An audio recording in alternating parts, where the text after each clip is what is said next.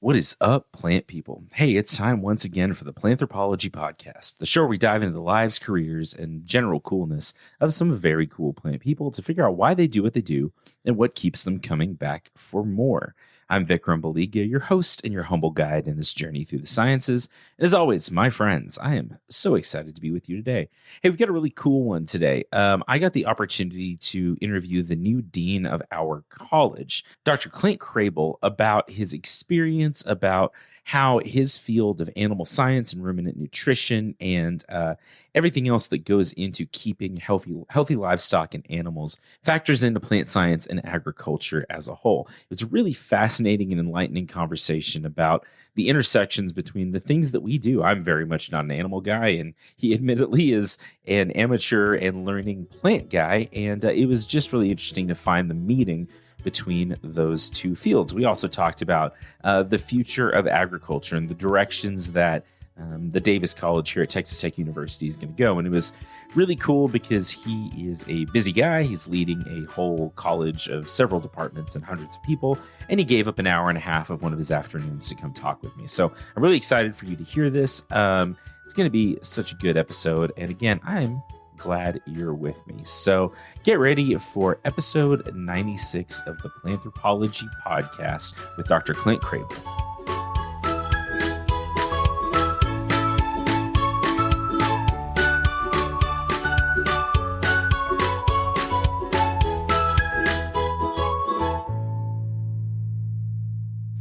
Well, Dr. Krehbiel, thanks so much for coming in today. It's nice getting to spend a little more time chatting with you and having you on the show.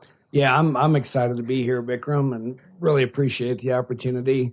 When you toured me through this facility, however long ago that's been, a month and a half, I was very impressed. A lot of great things going on here. Obviously very student-centric, and so appreciate the opportunity, and I'm excited to visit. Well, absolutely, and I appreciate the kind words. We try to be as student-centered here as we can, and we're just getting ready for spring, so it'll start changing a lot out here over the next few weeks. But yeah, it's greening up, or it's going to start greening up very soon. So it isn't, and the trees are finally coming back. We don't have a lot of color out there yet, but it's nice at least seeing some green on campus. For sure. Yeah. So tell us a little bit about your background. Where'd you study? What did you study in school? Sure. How did you get to where you are today? Yeah, so I'm a small town, rural community kid from central Kansas. Grew up around McPherson, went to high school in the little town of Mound Ridge. So diversified farm, and so we were really about agriculture and education. My dad farmed, so relative to flat landscapes, as we see here, I'm very familiar with that in central Kansas. So dryland farm, and so we farm milo or grain sorghum and predominantly wheat, and then evolved over time into a cow-calf operation. Of course, growing up, being born in the late 60s and raised to the 70s and early 80s there, agriculture really changed during that time period, and so started out on a very diversified farm with a lot of crops and a lot of livestock. And ultimately pretty much wound down to wheat and milo, corn and beans occasionally when it worked, but then cow-calf operation. And my dad managed a ranch. My mom, I'm not first gen, but my mom and I were essentially in school together. So I was the youngest of four. And when she felt like I could be on my own without killing myself, hurting myself, she went back to school and got her degree in English and German. And so German descent, she taught English and German and coached forensics at the high school level. Oh, wow. So I had a great career. So it was very informative, very fortunate to have the upbringing that I did. Mom, we didn't come from great wealth or a lot of means by any stretch of the imagination. And so my mom always gardened, speaking to what your interests are. And so, yeah, some of the fondest memories are working alongside her. Less fond memories digging potatoes or picking green beans, snapping green beans. But we were very self-sustaining during my informative early years, and so really, really appreciative of my upbringing. had a chance, and my dad being involved in that ranch, which is a purebred Simmental operation, just had an opportunity to interact with folks from K-State, with a lot of other Kansas State, a lot of other producers as well. And so, just early interactions with education. Of course, my mom going to college at that time as well, opened my eyes and opened some doors for me going forward. I was, as a lot of our students in animal science, I judged livestock. And so went to a community college first, Hutchinson Community College. Again, it wasn't very far from home. I could stay engaged at home and get home and still get an education. Then I judged livestock at Hutchinson Community College, and then off to Kansas State for a bachelor's. Really had no idea what graduate school was when I first went to school, like many of our students don't.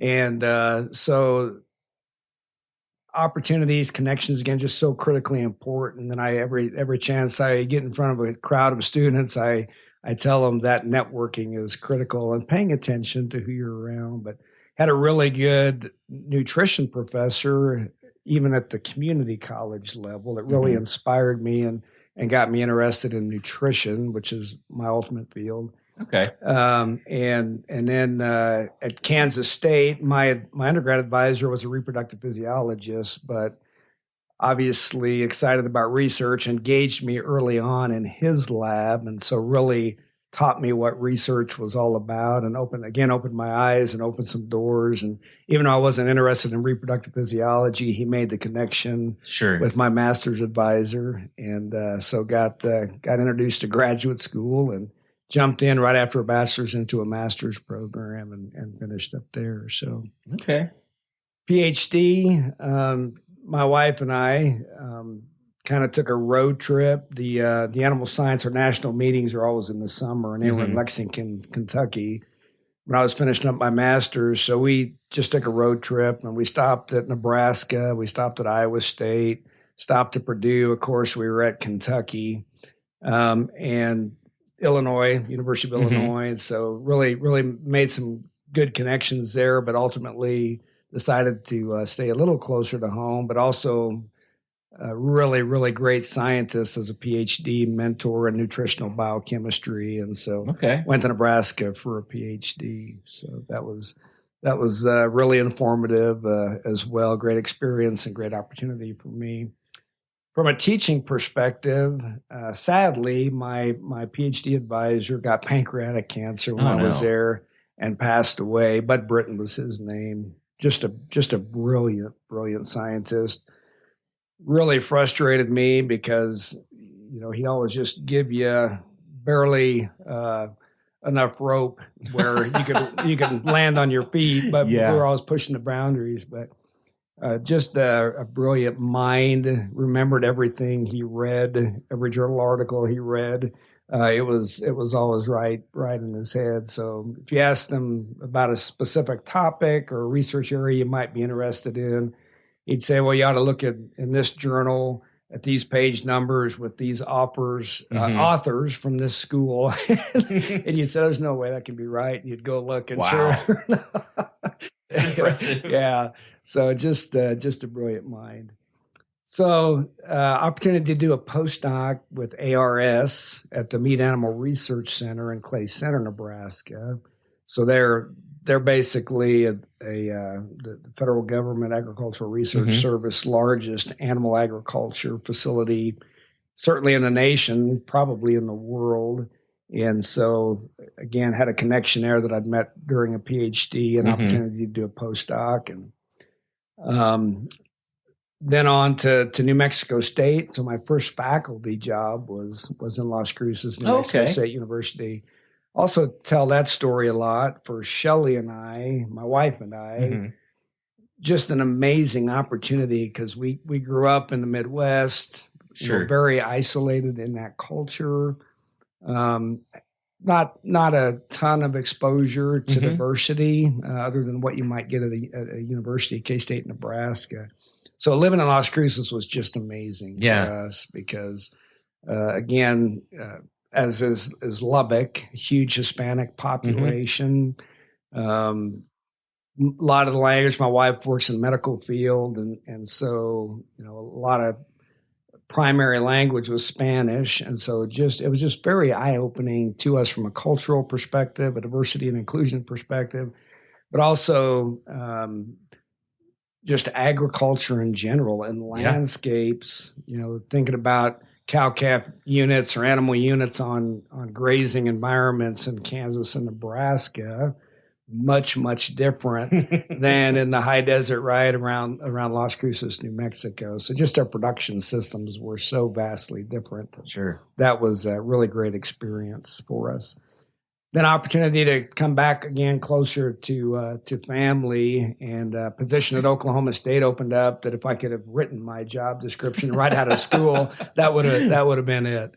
And so about a 70% research position in ruminant nutrition, which is where I was trained. Okay. And 25% teaching, which is really a good fit. And so took the opportunity and went back to Oklahoma State. So there 17 years and just had a super career. Oh, wow. At Oklahoma State. Trained a lot of graduate students from Texas Tech or from West Texas, this area. Learned a lot about values from this area with regard to work ethic. Oh, sure. Students being very polite and courteous and yet very intelligent and willing to get things done. And so really good exposure to students from Texas Tech University and from this area, which links into the interest ultimately in the position that I'm currently in. So, yeah. So that was a great experience. Worked a lot with the veterinary school, learned to understand more of the systems thought process with regard to, what we do in a feedlot scenario for cattle, right? Everything that happened prior to that impacts what you're doing subsequent through all the way through the quality of the product that the consumer sees on their plate. And so really developed an appreciation for systems thinking. Really goes back to my PhD program and exposure to a faculty member named Terry Kloffenstein, who was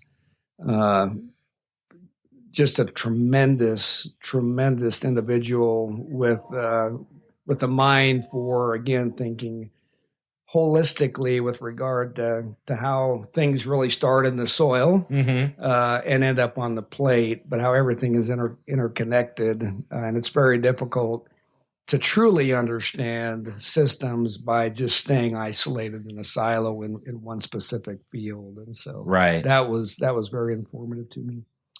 Then an opportunity to go back to Nebraska to lead the Department of Animal Science, and got a call one day indicating the department head was going to retire and asked if I was interested. Again, it goes back to networking and had served on the board of directors in the American Society of Animal Science with the then chancellor named Ronnie Green, who, by the way, was a faculty member here at Tech for a period of time. Okay. And invited me to apply and took advantage of that and got the offer. And so it was really fun to be back in the department where I got my PhD for a period of time. And again, then connections here and this opportunity opened up, and that's kind of my journey. Yeah.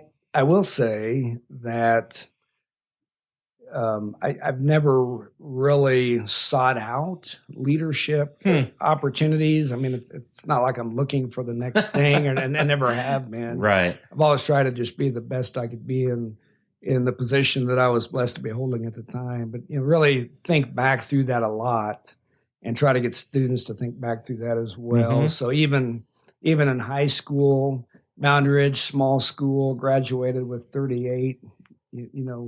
Other students, but just an opportunity to kind of dip your toes in all waters. So was involved in FFA, 4-H first, was involved in student council, was involved in music and theater and high school sports, and was just given opportunities to lead even at that level, and then all the way through college. And so doors opened up, and I took the opportunity to consider those opportunities and stepped into those leadership positions, and been very fortunate to be invited to to participate in those opportunities, but then also try to take advantage of the opportunity and do the best job that I could do. So.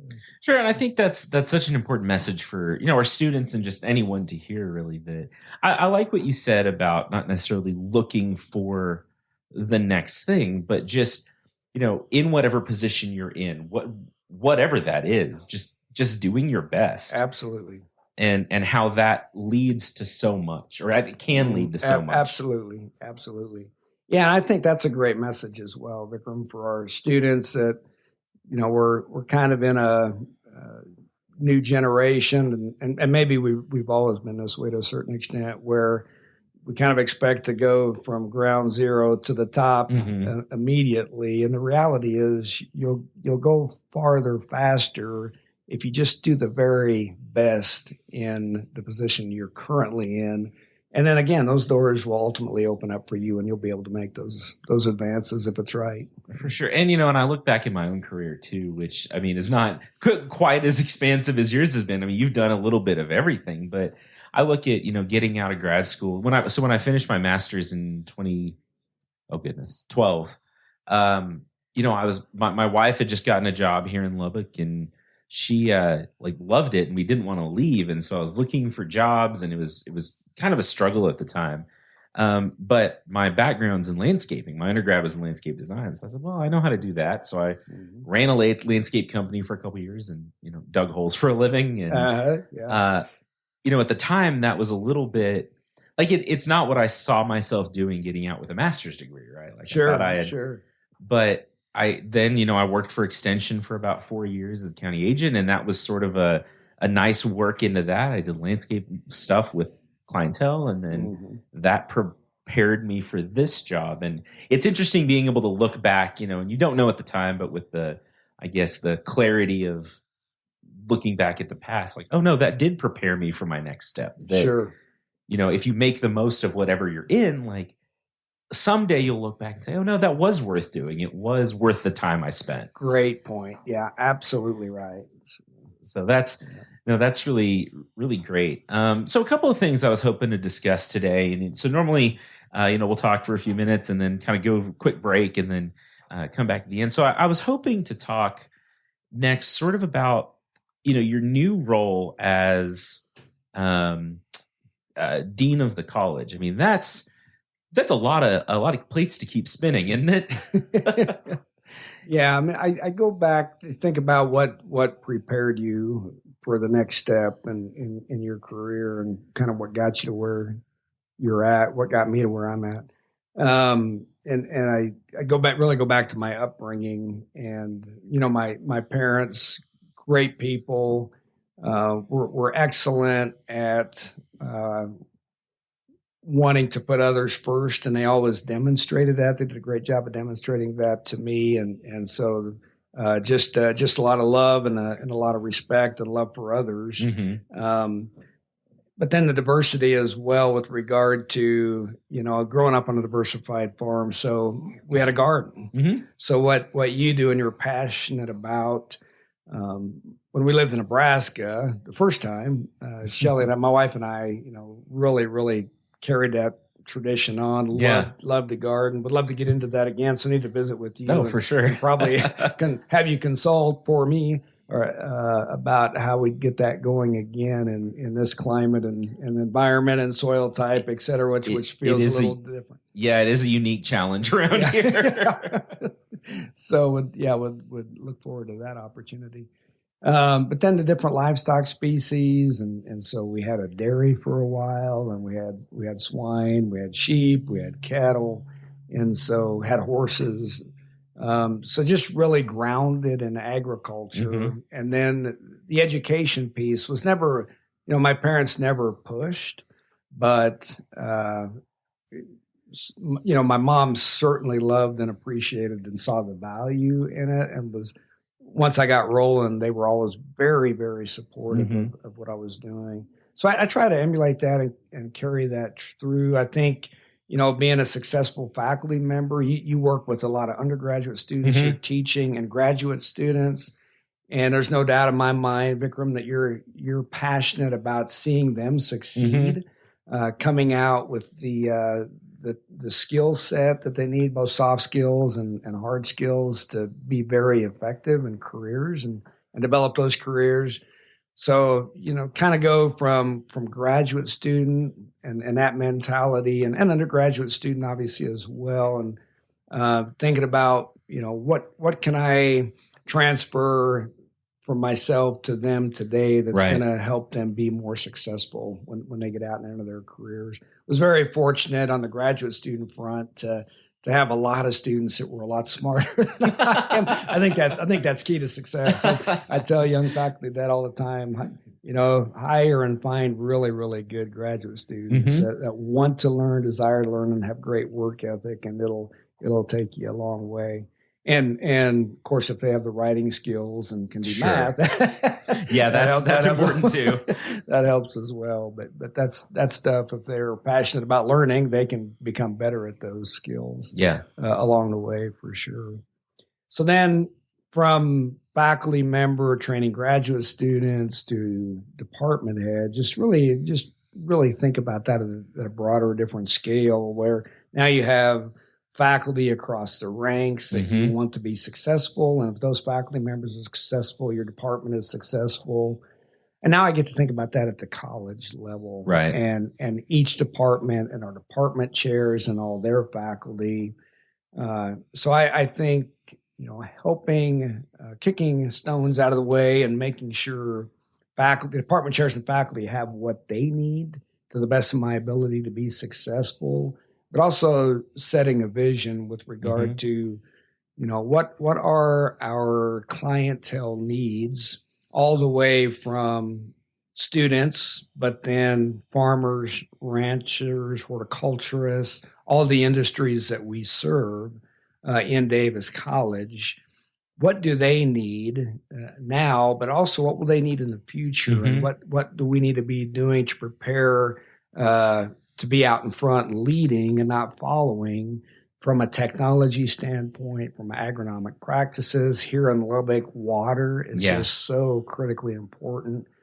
Probably the most important issue that we'll deal with here. Absolutely. And then thinking about, determining those best management practices, what science can we develop that helps us holistically, again, solve those problems, but then scaling that beyond this region to, what parts of the world can we truly impact with the work that we're doing here, certainly from a science perspective. When you think about science and cutting edge research, again, thinking about what's needed now, what's needed in the future, training students then as a workforce across the spectrum to ultimately meet that demand and go out with the ability to think and the ability to create, and then hopefully an inspired work ethic and desire and passion to want to make a difference for agriculture in the world.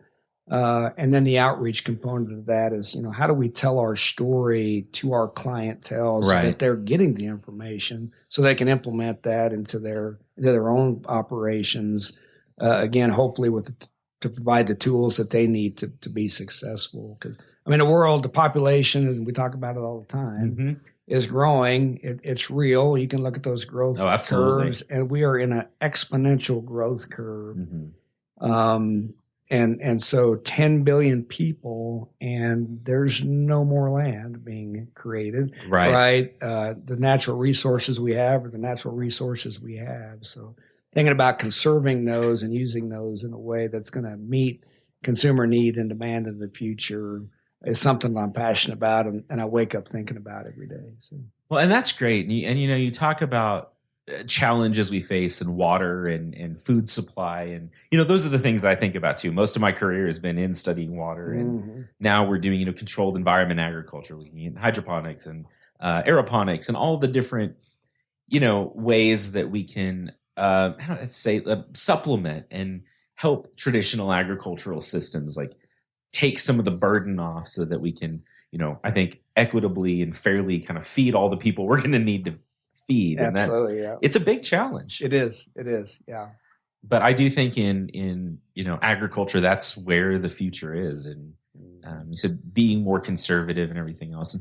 And another point you made that I think is really key, and it's the reason I do this, and maybe it's the extension in me, that left over. But I love what you talk about of, we do great science. This is one of the best agricultural colleges in the world. And, I think that the idea that we take these things that we, all the science we do, all the knowledge we gain, and now we're trying to figure out how do we give that back to the like you said, the clientele, the growers, the farmers, the people on the ground doing the work. Like closing that feedback loop is something that I think is super important. Because that is a challenge for a lot of academics, a lot of people in the sciences. Is one, not everyone has been trained or necessarily has the just desire even to go out and put their face on the internet all the time, or do interviews and all that. But do you see that part of it, the outreach and communication part of it, becoming bigger? Is that something that you think we're going to be doing more of at the college level going forward? Yeah, I think it's critically important. And obviously we have scientists that are very, very good, benchtop people. They're brilliant, and they're doing discovery level research. But we need to bridge a gap then from that level, which is important. And I would love for all of us to think more, and maybe as we do the storytelling, we can even get those really brilliant benchtop folks to really think how, and I'm sure many of them do, how does this truly translate to something bigger than what I'm doing right here that results in a grant application and a publication, right? How is this really going to transform what our producers are doing out in the field to be able to conserve water, to improve water use efficiency, to increase yields, all of those things that we think about on both plant and animal side. So I think storytelling in such a way, and that's what you're doing, and you do a great job. I appreciate that. Yeah. Thinking about this is the impact of what we're doing or attempting to do here in Davis College of Agricultural Sciences and Natural Resources, is this very fundamental stuff scales up to this, and we translate it in ways that impacts agriculture and natural resources to ultimately increase sustainability for feeding a growing world, growing population. So. Oh, I think that's great. And I think, when we talk about one of the more challenging things I think in science, and I think with what we do, is measuring impact. I think that's like we see the results, we see the statistics, we see all that, but then that measuring impact piece is, at least for me, at least in my career, for a long time was very challenging. But then I think, the way you talk about it, of we take this benchtop science, and then when we see, now they can produce 20% more on 50% less water, that's real world manageable impact that improves people's lives, keeps people healthier, keeps the planet more stable, like all of those things. That is a tangible impact. Yeah, absolutely. Yeah, I think that's what's exciting about being a scientist is, ultimately, I love to write a paper and see myself and a list of co-authors in print. But ultimately, the impact has to be beyond that in terms of your very point, right? Ultimately, how can someone pick this piece up, apply it in a way that makes their operation better, and again, thinking even more globally from sustaining agriculture and food production on our natural resources. No, that's really interesting. I love that whole just line of thinking, I think, because I think as we get better at measuring impact, as we get better at defining what success looks like in these fields going forward, we really hone in on, what matters, what's important, and where we should put our time and our resources and our energy. Yeah, for sure. We'll take, this is a good time. We'll take a quick break. And then when we come back from the break, I want to talk a little bit about some of these intersections between plant science and animal science, and how interconnected those things are. Sure. Yeah. Cool. Well, hey there. Welcome to the Mid-Roll. glad you're still here and glad you're sticking around, and I hope you're enjoying the episode. If you want to follow along for all things Planthropology, you can find me on Instagram, Twitter, or Facebook. I am at Planthropology or some combination or some form thereof. Look for the green background with the bristlecone pine, and that'll be me. You can also find me on the TikTok machine. I am at the Plant Prof. You can also get me on Twitter at the Plant Prof as well. Thanks so much to the Texas Tech Department of Plant and Soil Science and the Davis College of Agricultural Science and Natural Resources for supporting the show, for being a part of it. If I say that every episode, but if you ever needed evidence of how much they support me and how much they support Planthropology, just this episode should be a perfect example of that. Thanks also to the Podfix Network for letting me be a part of it and hang out and bring some nerdy plantness to the mix.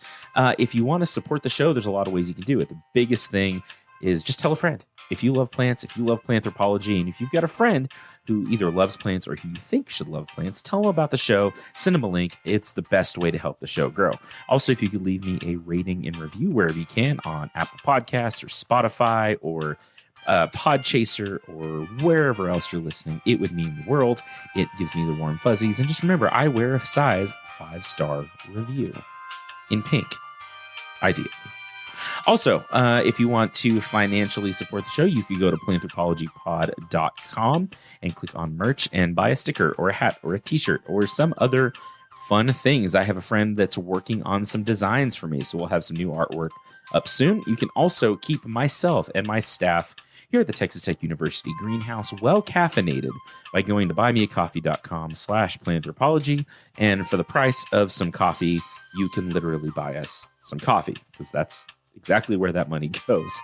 Also, on a personal note, and I've talked about this before, and I don't know when you're listening to this, but I have my first book coming out on July 11th, 2023. It's called Plants to the Rescue. It is a nonfiction children's book about climate change and pollution and how plant science and plants themselves can help us solve those problems. It's fun. It's aimed at 8 to 12-year-olds, and I am just so proud of it. Our illustrator, Brian Lambert, was just fantastic. The publisher, Neon Squid, was wonderful to work with. So you can head to the Neon Squid website or your favorite bookseller to pre-order a copy of Plants to the Rescue. It's, I believe, $17.99, and it'll be out July 11th, and I cannot wait for you to see it. But for now, let's talk more about academia, let's talk about science, and a little bit more about the intersection between animal science and plants.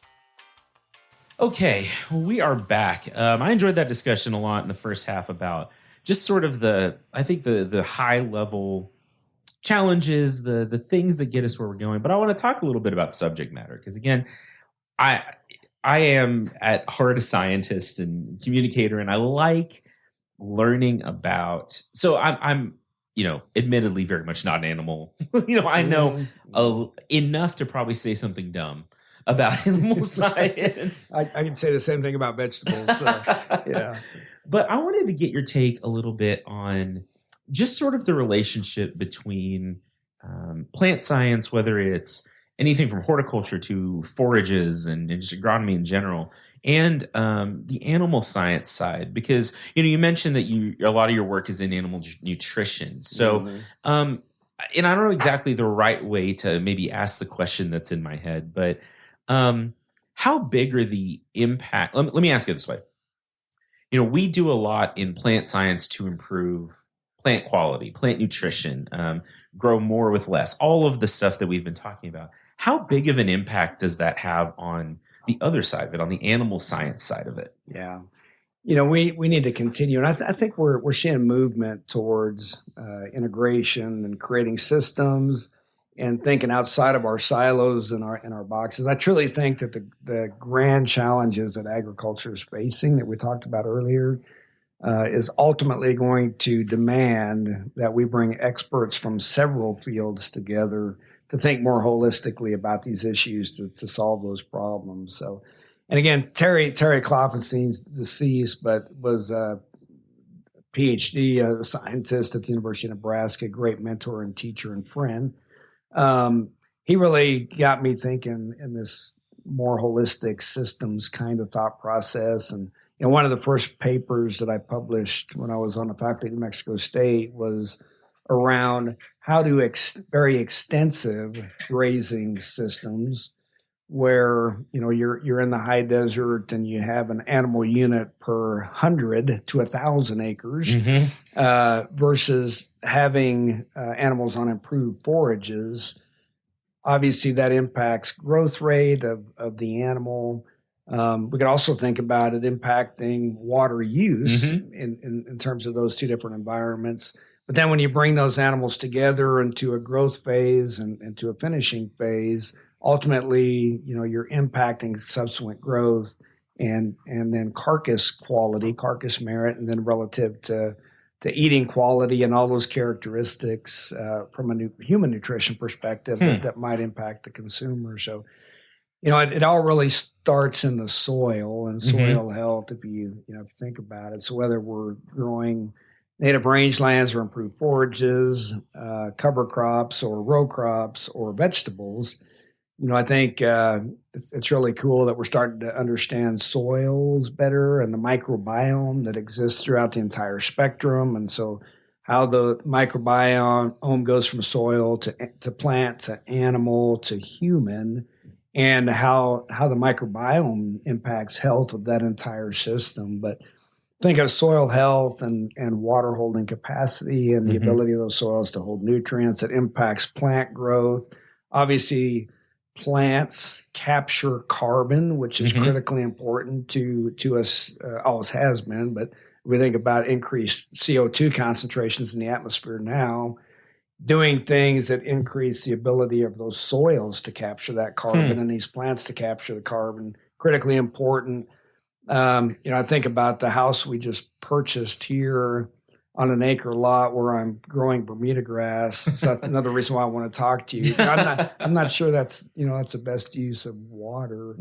Although, I guess an acre of grass produces enough oxygen, for about, I looked it up not long ago, like 64 people. Something like that, yeah. So it's not like it's not contributing. But again, the water efficiency, I think, or use efficiency is probably maybe the concern there for here. But anyhow, so thinking about how those soil characteristics impact plant growth, whether we're just on native grass species and the diversity of the rangeland versus a monoculture of improved forage, ultimately that quality of that forage impacts ruminant growth, nutrient density and energy values. And so how then we supplement other nutrients to those animals to meet requirements from cereal grains or from protein sources.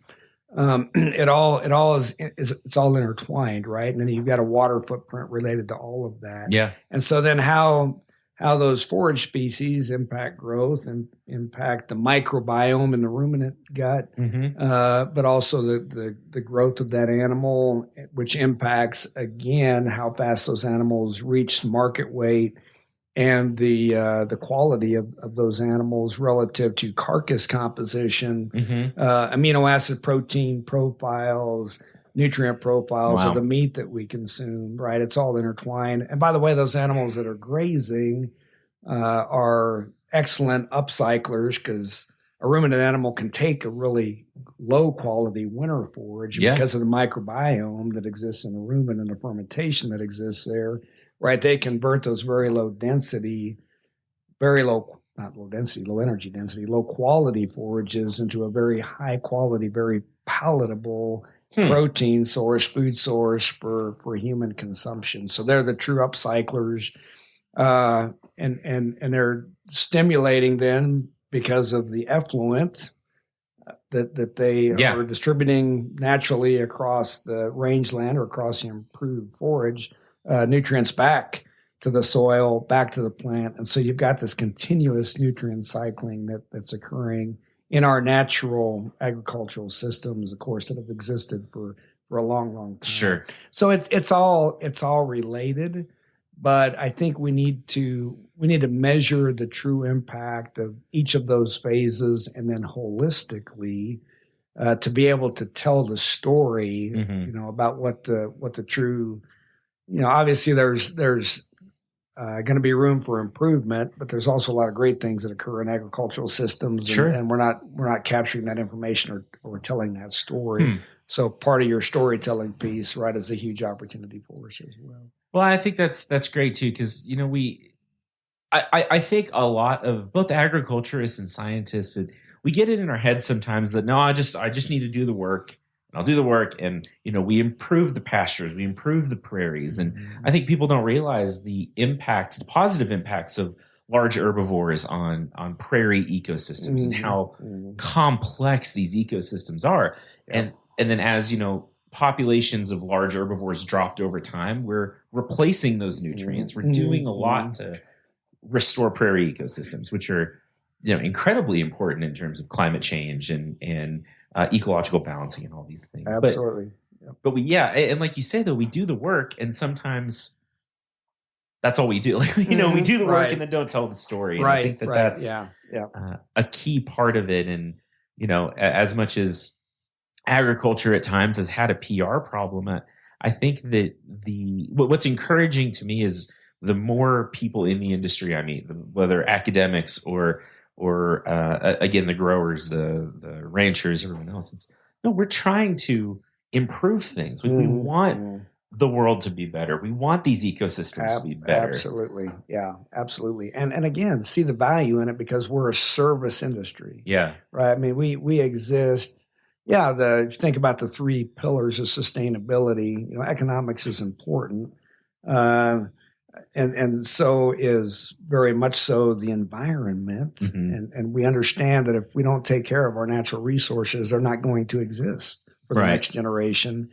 But the societal piece is also critically important. So where those three pillars intersect is really where we need to be working. And the societal issues, again, is telling the story, but telling it with science, truth through data. And again, we're all get emotional about things. And I'm getting emotional because I'm passionate about agriculture. But I think a greater understanding and dialogue is very valuable because we are a service industry and we exist to feed the planet. And we realize, right, if we don't take care of what we've been given to take care of, it's not going to be there for the next generation. Right. That's so important. So as we sort of, start to work towards the end of this a little bit, that I have a lot bouncing around in my head, and at some point, if you're willing, I'd love to have you back on to talk more in detail about some of these science parts of this a little bit. But I had a couple of questions I wanted to end with. As you sort of start your career here as Texas Tech and kind of take the reins of this of the Davis College, and see all these moving parts from landscape architecture to animal science and NRM and plant science and everyone else involved. We have a big, diverse college. If there was, and I don't know, like, you'll accomplish a lot of things here and we keep moving forward. But if there was one thing that like you would love to accomplish here while you're here, what would that thing be? Yeah, I mean, so there's a lot of things that I can think of that are more material in nature, right? Which like a new building and an interactive space for all of the departments to come together and our students to come together and have collaborative conversations and really integrate and know each other and again have these conversations that ultimately build up the entire college. But again, that building, very hopeful it will come. But again, that's a materialistic thing.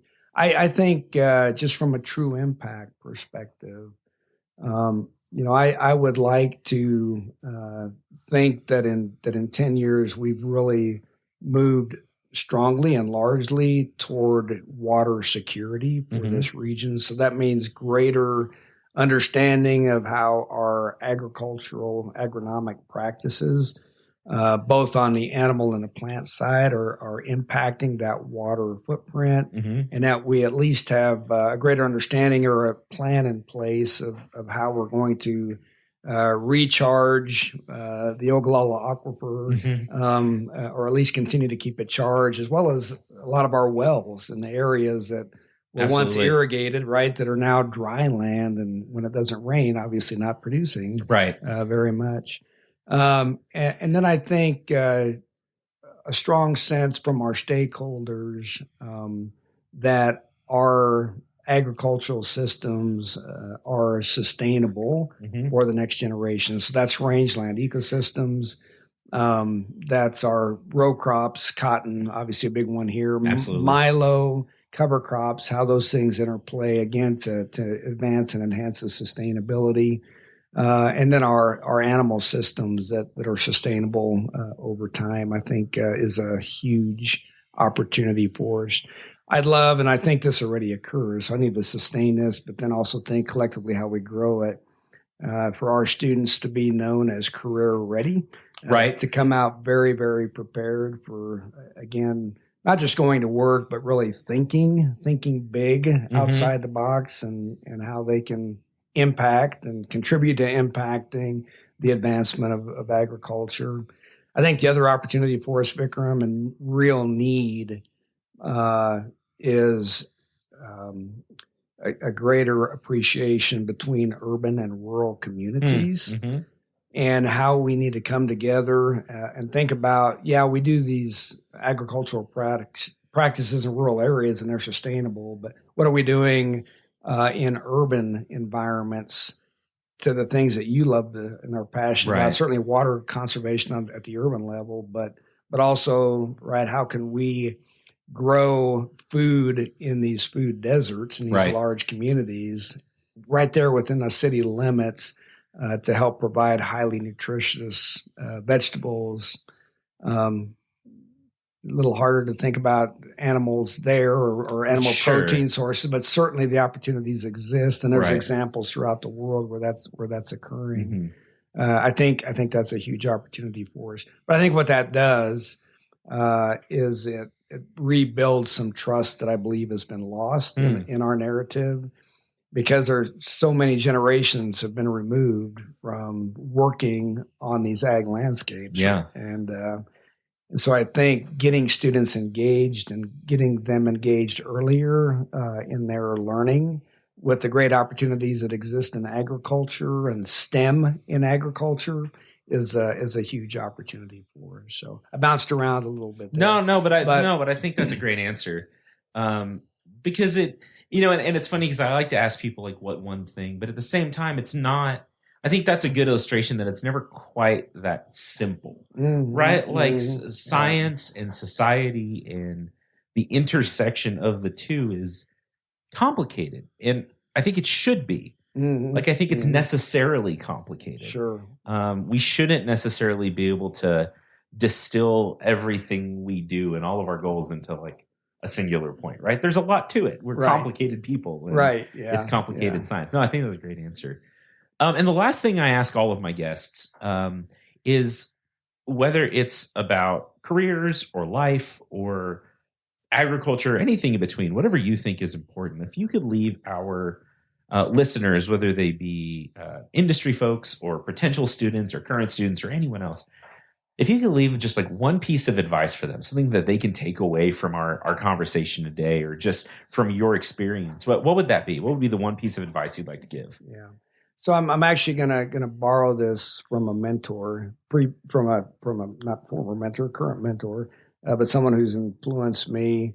That I mentioned the name earlier and has spent some time here at Tech actually. But I think big, right? Don't box yourself in and believe you can't do something. Think big and believe in yourself, because again, if a small town, rural, raised on dirt student from Central Kansas can be a dean, right? Then there's just so much opportunity.